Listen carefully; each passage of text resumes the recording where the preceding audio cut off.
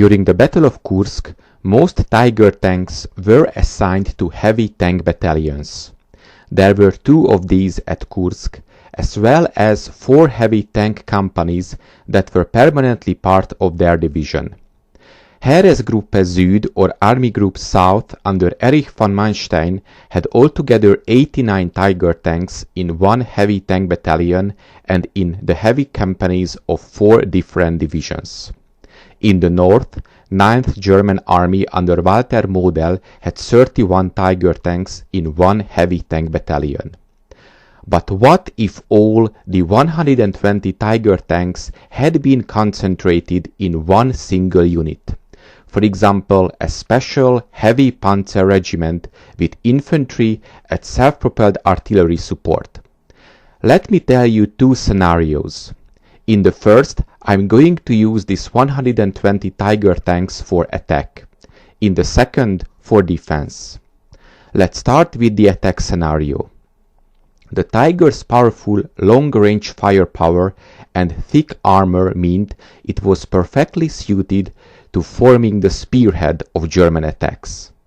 Indeed, this was the basis of the tactic known as Panzerkeil, or tank wedge. It placed Tigers at the front of the attack, meaning that they would attract the bulk of Soviet anti-tank firepower instead of the more vulnerable Panzer IIIs and IVs. Pulling Tigers out from the north means that this part of the offensive goes virtually nowhere right off. This pincer stalled at the beginning. The southern would get more attention.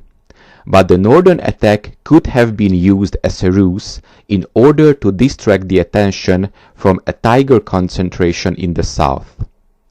I personally don't think it would make that much of a difference, at least not in July. The Soviet defenses were so deep and the minefields so dense that a firepower concentration in the south alone couldn't bring a victory at Kursk. The Allies would still land in Sicily, that wouldn't change either.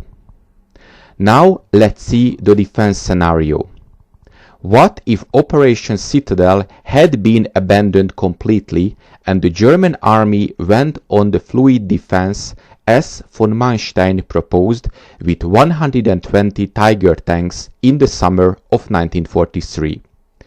Since the Tigers were much better used as defensive weapons when they could find the right place to use their long-range gunnery and simply wait for the enemy to come to them.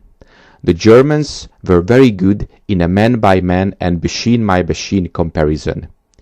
During the Battle of Kursk, being heavily outnumbered by an entrenched and prepared enemy, they caused serious casualties. Had they remained on the defense, they could have stopped plenty of Soviet offensive, especially if they managed to get enough Luftwaffe close air support, interdiction, and other assets to keep the skies clear of the Soviet Air Force. With a rather stable Eastern Front instead of a collapsing one, the Western Front could have been better prepared and defended. Northern Italy too could have been way better defended and made the Allies commit a lot more resources and delay even more Normandy. What do you think? Thanks for watching. Please subscribe and support my channel on PayPal. Details in the description.